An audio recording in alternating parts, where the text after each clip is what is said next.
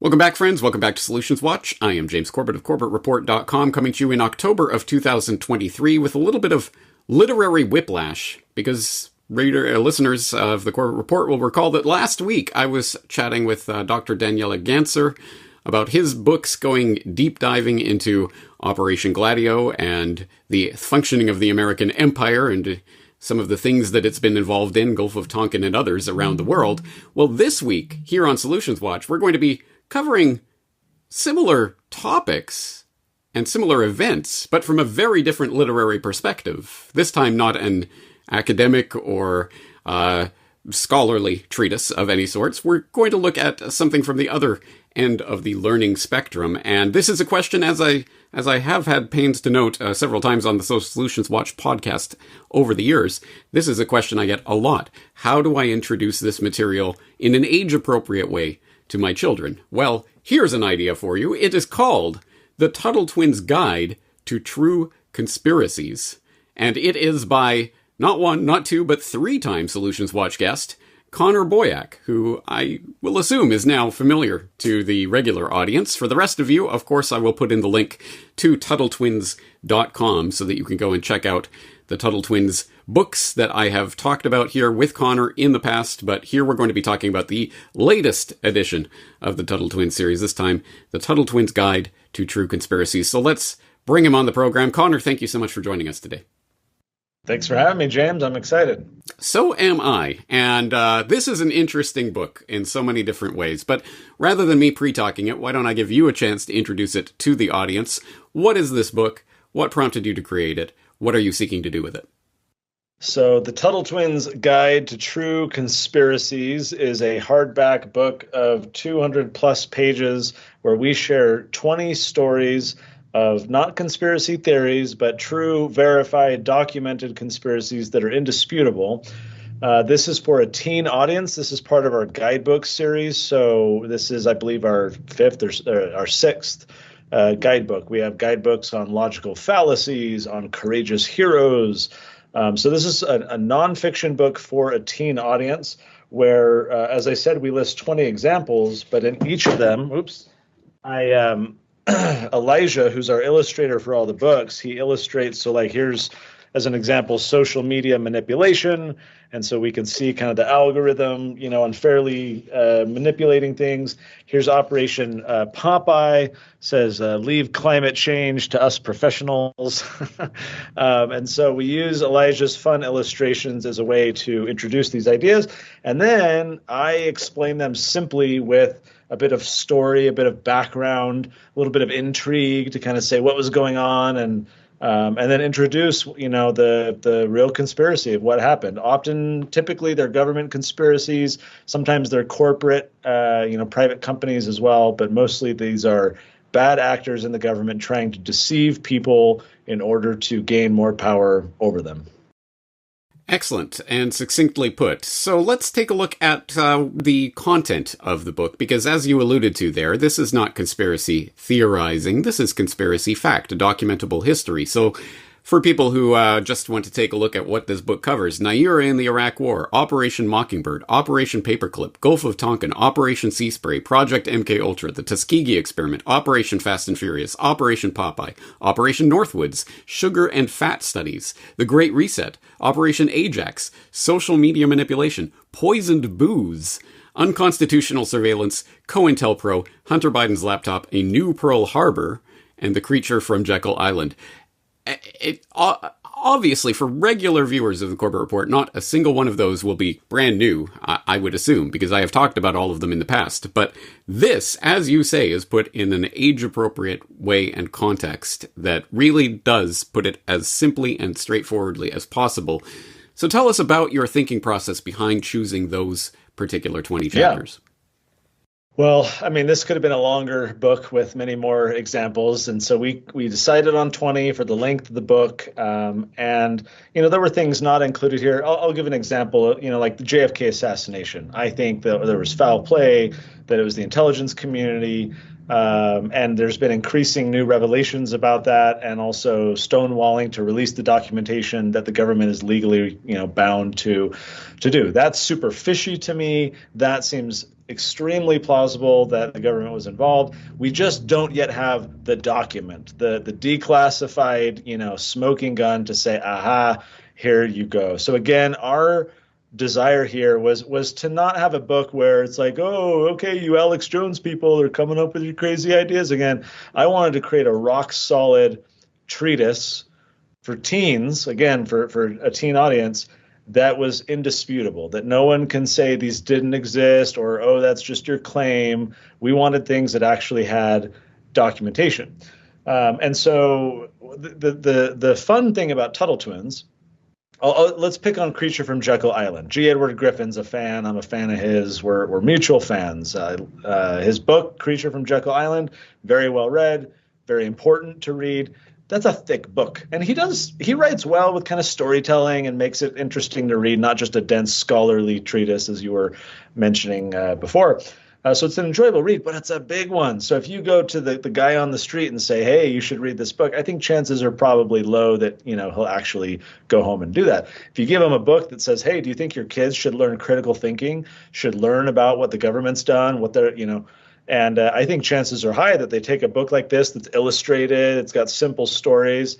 And what happens is the adults themselves are now gaining access to that information in a more simplified form. I got a text just an hour ago from a lady saying, oh, I bought your book for my son, but I caught my husband reading it because he intercepted the mail. So the goal here is let's broaden the tent of the number of people who might find these stories interesting and make it accessible to them so we can say, look, trust us. This is, in fact, at the end of every chapter, we include a document of some kind that corroborates what we're talking about to point people to where they can see the actual information or the revelations about what has happened. So I don't want to say trust us to correct what I said a moment ago. I want to say, look, this is a good synopsis and a simple summary. Let's send you on your own intellectual journey with these resources where you can go learn more and verify if you'd like to. Excellent. Well, let's take a look at the format and the structure that you've used in these chapters. As you say, each one opens with an illustration by Elijah that really puts the context in a simple and visual form for people to understand. And for example, I particularly like the depiction of Operation Mockingbird, of the CIA agent holding the CNN puppet essentially and telling him what to say. Beautiful, very succinct and very easy to understand image. And then there's a short opening sort of scene setter, as it were. And then there is a section on things aren't always what they seem, in which you start to question and bring questions into that official narrative.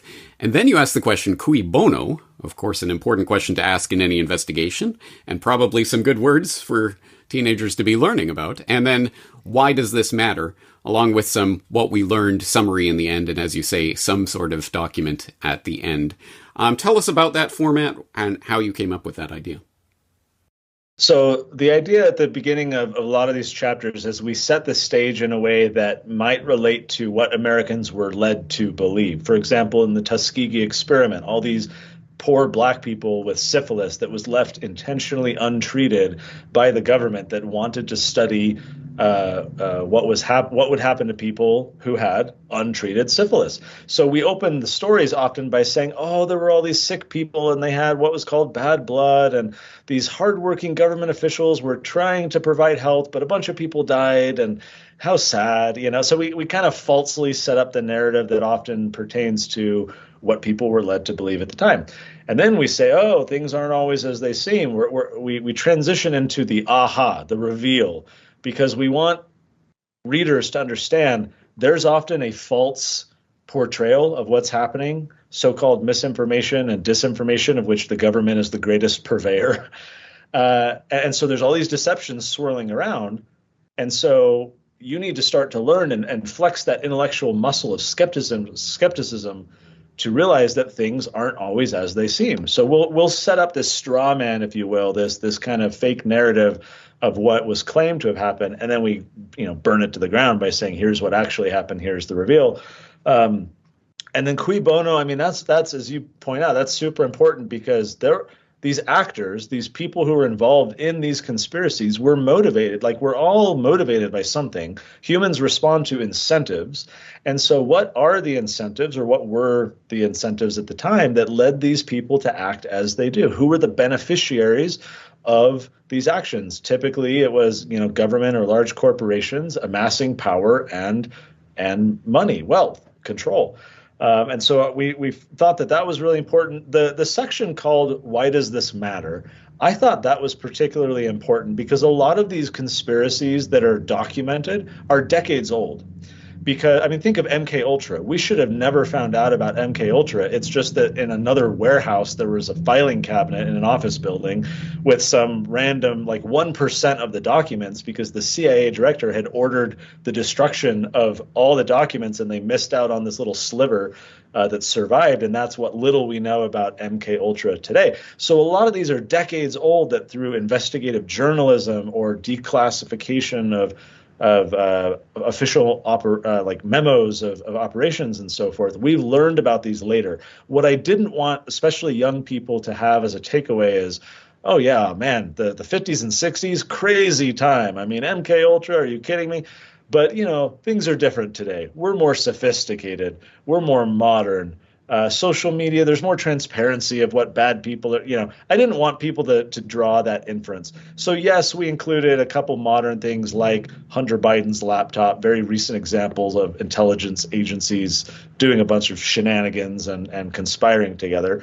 But in order to deter that sentiment or that inference from a lot of these stories being decades old, we wanted that section in each book to say, why does this matter today? What are modern examples that this relates to? Oh yeah, Operation, Mockingbird happening a long time, but you don't think that the media today is similarly being influenced, if not controlled, by the government and the intelligence community? So I wanted to make very clear to the readers, yeah, a lot of this stuff you're reading about happened a long time ago, but give me a break. Here's some examples of like how it's happening today as well.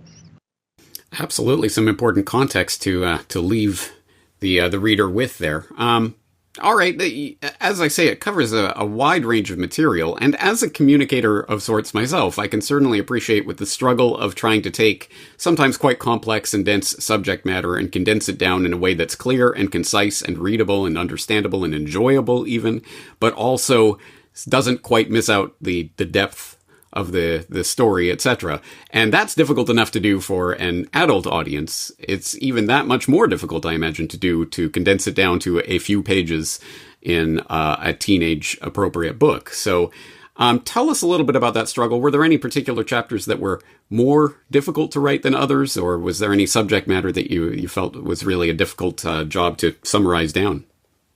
Well, when I announced to my friends and others that I was working on this book, we started like 2 years ago on this particular book. As you can imagine, one of the questions I was most frequently asked was, oh, are you including a chapter on 9/11? And depending on the individual asking the question, they were either going to dismiss the entire book if I did include such a chapter, or others were going to say, well, how can you not include a chapter based on 9/11? So that one was interesting because, again, like, was there thermite planted in the towers? Was Osama bin Laden a CIA patsy? Were the Israelis dancing? What did the guy say? Larry Silverstein pull it, and because he had an insurance policy that weeks prior he put on. A lot of these things that, like, I'll say still are kind of theories because there's counterpoints and counter arguments, and it's not really like so decisive that it's indisputable, right?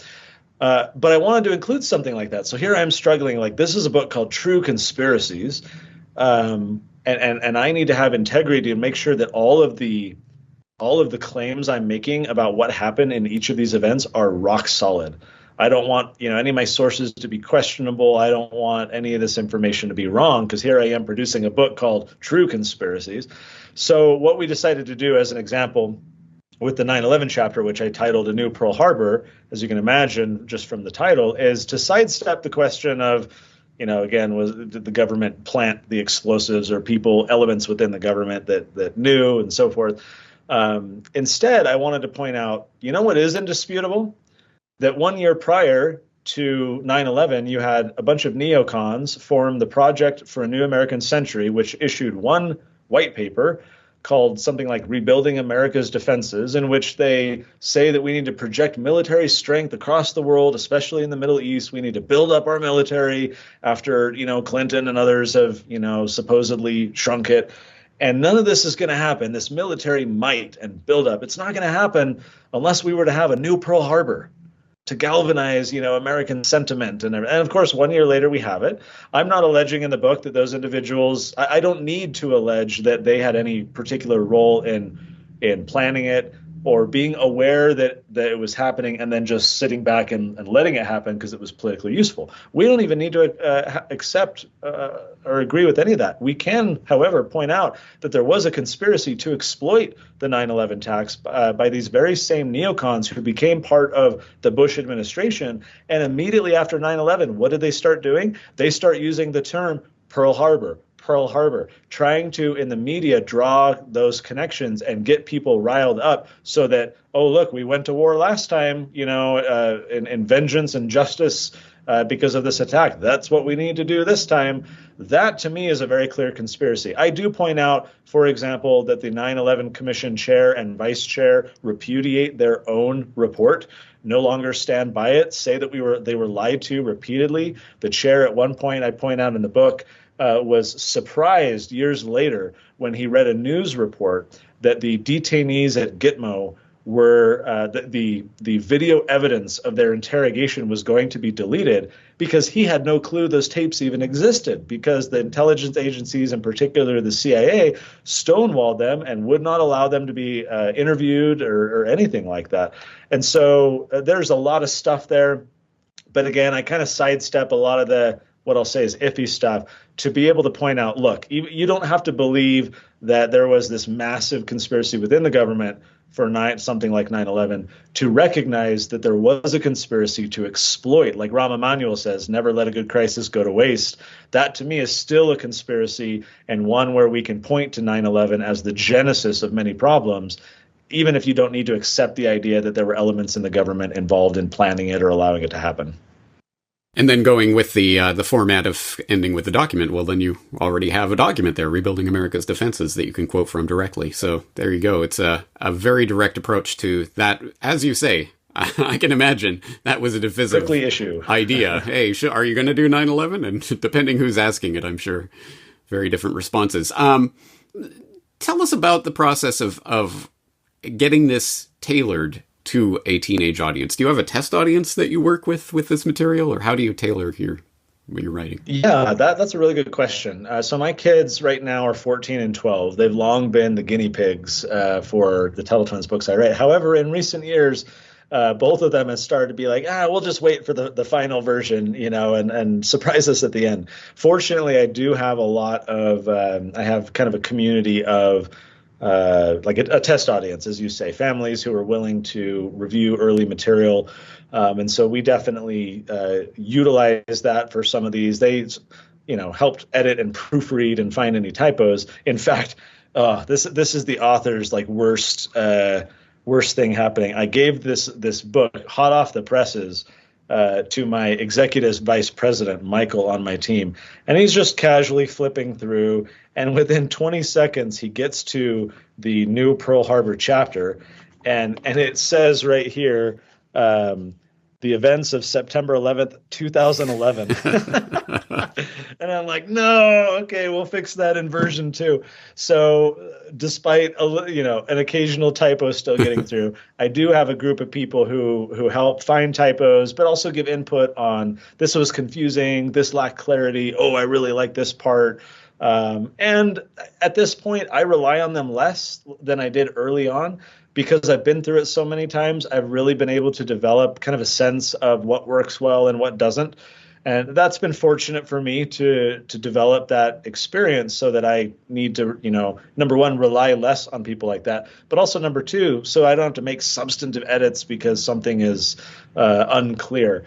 It's, as you point out, so I've written a number of other nonfiction books for a general audience. Writing for kids, to make it not only, informative, but also interesting and exciting to read, is quite a thing. It takes more mental energy who was it, like Mark Twain? I think he said something like, "I would have written you a short letter, but I didn't have enough time." Right? This idea of like when you really want to simplify and focus, it's going to take a lot of mental energy and effort to do so. But to me, it's super gratifying. Like it's so worth it because I get these like dopamine hits from parents, reaching out all the time, telling me what the impact has had on their family. I don't know if you saw, James, a few weeks ago or a couple months ago at this point, there was in Colorado a 12-year-old boy who got kicked out of school for having a Gadsden flag "Don't Tread on Me" patch on his backpack. And that this kid, his name's Jaden. He's been reading our books for years, big Tuttle Twins fan. And so when they were having these problems, the mom reached out to me. I'm the one who broke the story. I posted the video that she had recorded the following morning. It's got like 50 million views across social media of this kid getting kicked out because they claimed, the vice principal claimed that the Gadsden flag had, quote, origins in slavery, and therefore was a disruption to the class environment. Completely false, had nothing to do with slavery at all. Here's a supposedly academic institution that exists to edify and instruct and teach, totally spewing propaganda. Anyways, I could go off on the tangent. My point here, James, is that Jaden stood up for himself. He would not take the patch off. He refused to comply. He knew about true American history. He knew about free speech. And so he wanted to stand up for himself. And so we brought the heat of the internet to this school. They bowed down. They had an emergency school board meeting that night.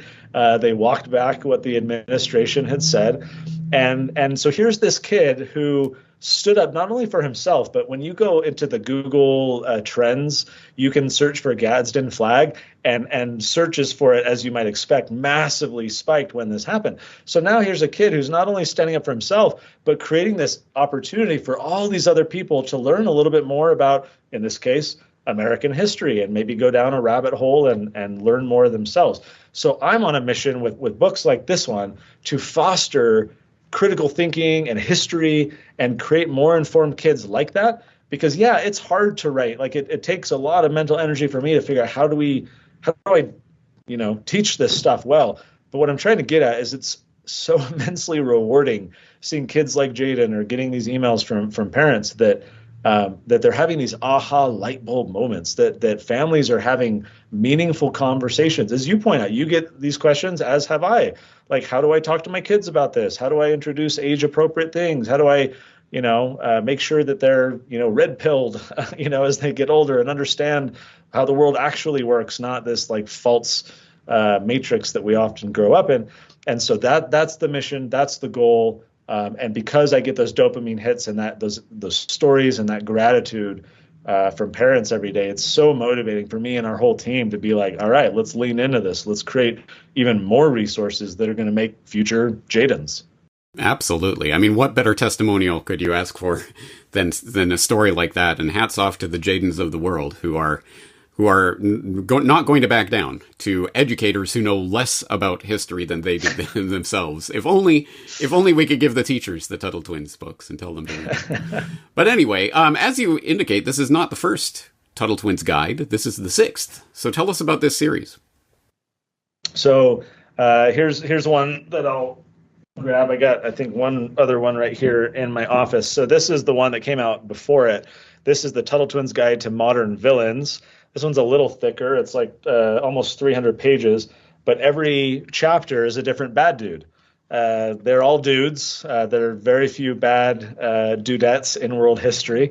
So we got Karl Marx, Woodrow. We had to pick a president. I was like, I want one president on this list. Which one would I do? And I was like, came down to FDR and Wilson. I'm going for Wilson. So we got Woodrow Wilson, Vladimir Lenin, Joseph Stalin, Benito Mussolini, Hitler, Ho Chi Minh, Tito, Mao Zedong, Kim Il-sung, Pinochet, Mugabe, Fidel Castro, Mubarak, and a bunch of others. And so you might say, well, why are you teaching kids about all these, horrible people and what they've done? Well, you're familiar, I'm sure, James, with that quote that says, those who don't learn from the past are condemned to repeat it. What better way to make sure we don't get future modern villains than to learn about the conditions that existed when they rose to power. What was the cultural dynamic like? What was the education of the people, the media? What was happening in that country that allowed for those events to happen? And if we can learn from all these past, examples, then we can hopefully deter modern villains in our own day. So that's the book that came out before that. We've got a couple books on critical thinking. One is the Guide to Logical Fallacies. The other is the Guide to Cognitive Biases. And so each chapter uses some fun cartoons to explain like the Dunning-Kruger effect, or the sunk cost fallacy, or the straw man fallacy, or whatever, and helping kids think more clearly. I issued a warning when we published this book to parents. I said, if you want your kids to be smart, you should get this book, but be aware they will start poking holes in your own flawed arguments when you teach them. And sure enough, I get emails like, oh, my kid was pointing out that I was using an ad hominem, So we've got finally a book on a guide to inspiring entrepreneurs. Every chapter is a story of a different entrepreneur, what we can learn from their background and the challenges they overcame. And then finally, we have the Guide to Courageous Heroes, where similar format, every chapter is a different story of a different person. In this case, these are courageous heroes who stood up to tyranny. These are people who, stood up for their rights. Think of Sophie. Now I'm spacing her name, the White Rose Society in the Nazi era. Or you've got Helmut Hubener, who was a teenage boy who did the same. Or you've got Tank Man. You got, all these examples of people who have stood up, Rosa Parks and so forth. And so we wanted to highlight examples basically of civil disobedience and of war resistors and things like that, who were really standing up against all odds. And when everyone else was, I call it, I got this from my mom, standing up in a sit-down world, right? Everyone around. You've seen that photo of the gentleman who's folding his arms at the shipyard, and everyone else is doing the Hail Hitler salute. And we all think that we would like to be that. Oh, if I was, I would be that. But most of us are the, obedient rule followers. Look at COVID. Very few people were willing to not wear a mask publicly and try and fly on a plane, without wearing a mask or things like that.